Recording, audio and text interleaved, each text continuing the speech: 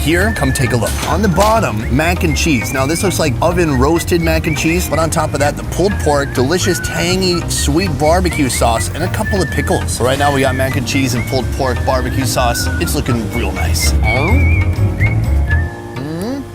Not very good. Pulled pork is reasonably juicy. Barbecue sauce is really what's tying it all together. Sweet and tangy, classic barbecue. The mac and cheese, a little mushy, still pretty good. Mac and cheese, pulled pork, a little bit of pickle. You get all that on a fork. It's Yum Town. That's very nice.